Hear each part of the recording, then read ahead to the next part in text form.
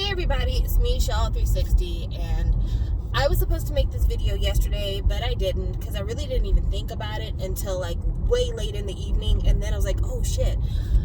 Yesterday was a monumental day for all of us who enjoy K-R&B music, because yesterday was the 5th anniversary of the release of Dean's only album, 130 Mood Trouble. I cannot believe that album came out 5 years ago. First of all, number one, it's hard for me to believe that album came out 5 years ago, because that means I've been doing YouTube now for at least 6. And number two, it's hard for me to believe that album came out 5 years ago, because to this day, it is Dean's only album. He hasn't done a single album since. He's done songs, he's done collaborations, he started a record label, he's doing big things, but he's not doing an album.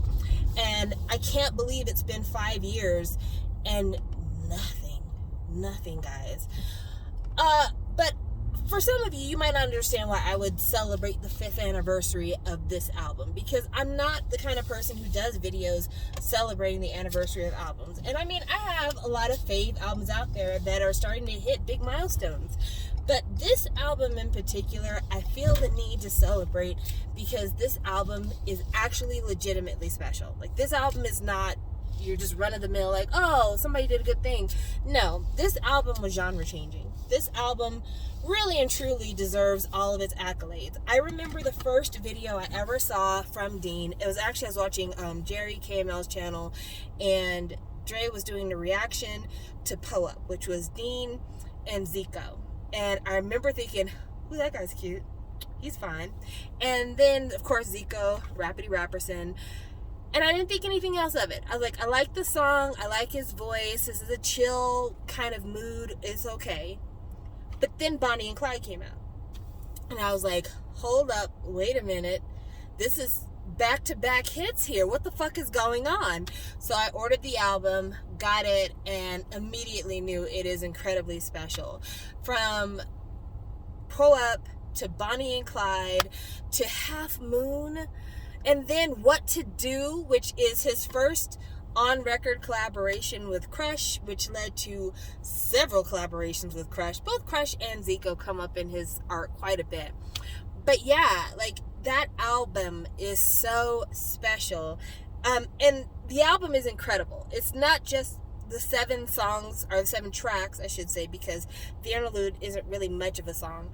It's not just the 7 tracks on the album, it's also the album artwork. It's also the format of this simple digipack. Like, there's so many things to talk about and discuss when it comes to this album, and also just its impact in K-R&B, even K-pop.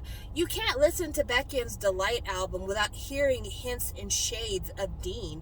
Not even to mention the fact that before Dean was his own artist releasing music under his own stage name, he was writing songs for EXO and tons of other people with the writer named Dean Fluenza. So, like, he was out here. He was doing big things. But after Dean comes out with this album, all of a sudden, K-R&B is the wave for K-pop fans. Like, everybody is talking about Zion T, Crush, Dean. I'm trying to think who else was really following. I remember a lot of people were talking about Jungkook at the time, even Joohyung. Of course, we have Jungin from SHINee coming out with his first album and going very much towards the K-R&B slant. Like, there's just so much that kind of run of albums meant to the way that people started to record K-pop, because it was a change internally. Like, when I look at a lot of like tropical house and things like that, it feels like a lot of that entered K-pop because of that being the move that Western music was making.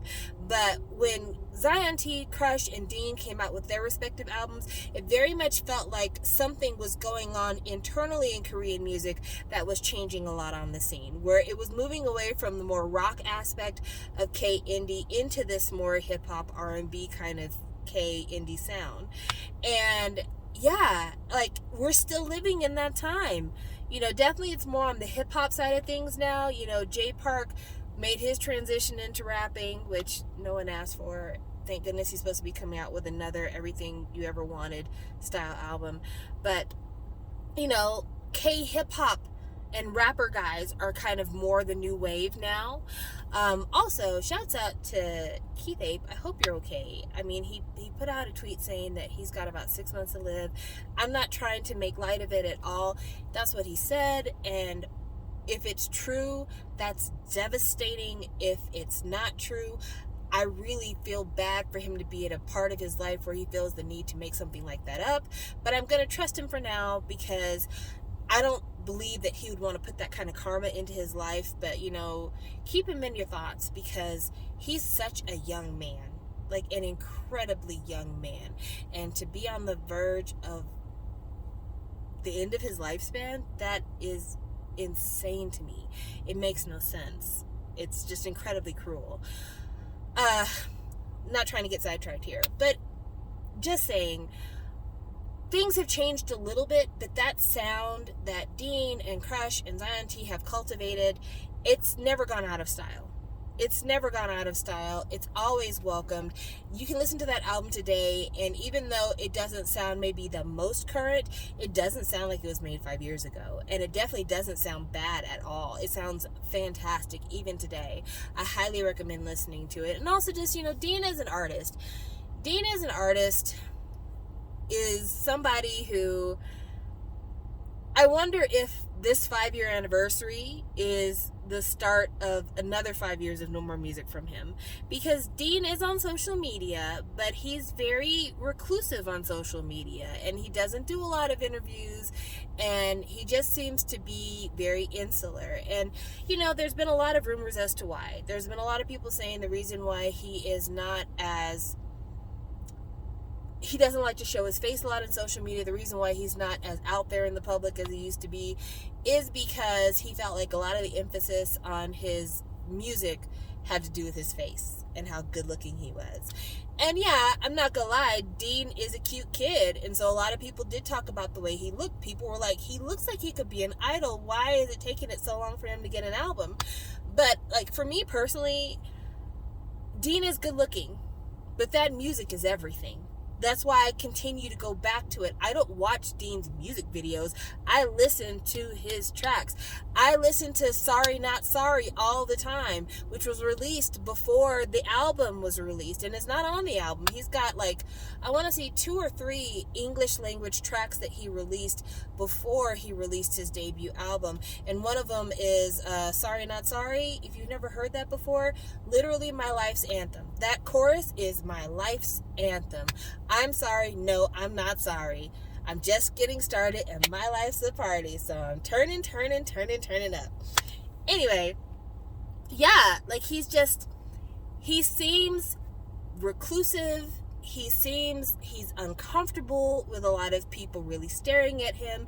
And, you know, not for nothing, it seems like he does a lot of things to try to distract from his appearance to make the focus be on his voice. But in a lot of ways, his behavior and the fact that he's so reclusive takes away from his voice.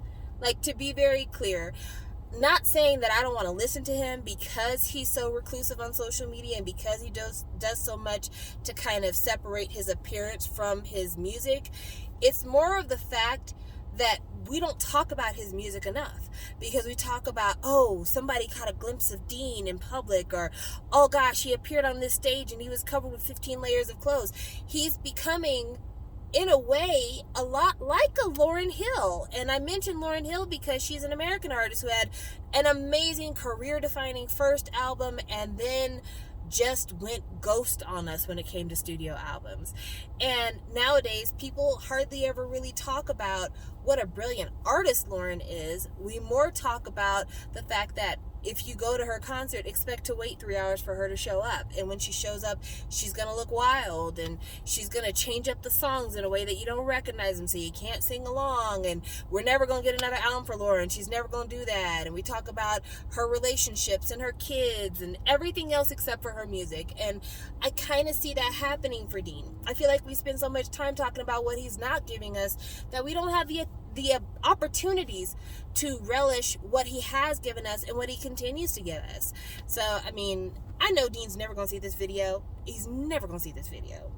But if I could talk to him as someone who has loved this album consistently for half of a decade, I would say this to him.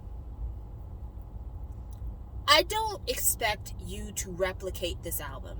I realize this album exists in a time and a place that is literally lightning in a bottle, can never be done again. What I want to hear from you now is who you are now. I want to hear what your life is about. Even if I don't relate to it, I want to hear about your life. I want to hear the new sounds that interest you. I want to see where your head is at musically. I want to see what it is you're trying to explore and what you feel comfortable in. I want to see you exercise your voice and do everything that you know you're capable of, and even try some things you're not so sure about, just to see if maybe other people like it, or just see if it's something you want to explore further. But more than anything, I want to hear you because I think you're incredibly talented. And I hope that your fears and your frustrations and your anxiety and any kind of baggage you have about being in this toxic industry don't keep you from performing and creating your art, because you deserve to give yourself the opportunity to be an artist. You deserve to unshackle yourself from all the things that make you feel as if you're not being heard and you're not being seen for who you really are, and just put it out there. Because at the end of the day, nobody can control the way others see us. We can put on clothes, we can lose weight, we could put on makeup, we could talk with accents, but people make their own judgment calls about us. We can't change their minds until they're willing to change their minds about us. So instead of concentrating on how people see us and what they think of us and, oh, that's not what I wanted you to think of me, just understand that's never going to be in your control. You're never going to be able to control that. So instead, do something that means something to you. Do something that you are proud of. Do something that speaks to you in one form or another. And even if you grow to hate it in 5 years, even if you hate this album now, if you listen to this album and you think to yourself, I should have done this different, I should have done that different, oh, my voice is horrible in this section, even if you feel that way, that album is still very valuable because it was you in that time and that space, and you have nothing to be ashamed of for what you achieved there. You were a really talented kid. You're a really talented man, and you'll continue to be such. Don't give up on yourself. Don't give up on yourself. Don't doubt yourself. Don't critique yourself so much. Give yourself a chance. You deserve. And whenever you're ready to give us your product, we'll be here waiting for it. I could list at least 10 people out of my friend group who are waiting for it. And if they ask some more, I could probably give you another 100 names. And if they ask some more, I could give you probably a few thousand names. We're all here waiting for it. So whenever you're ready, just know you have a built-in audience.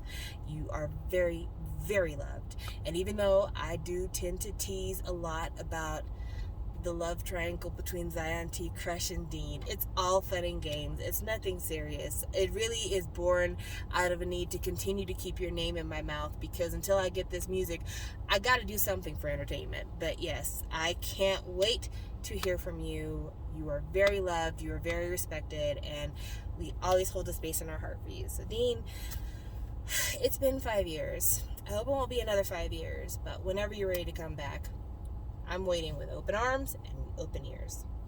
Talk to you guys later. Bye.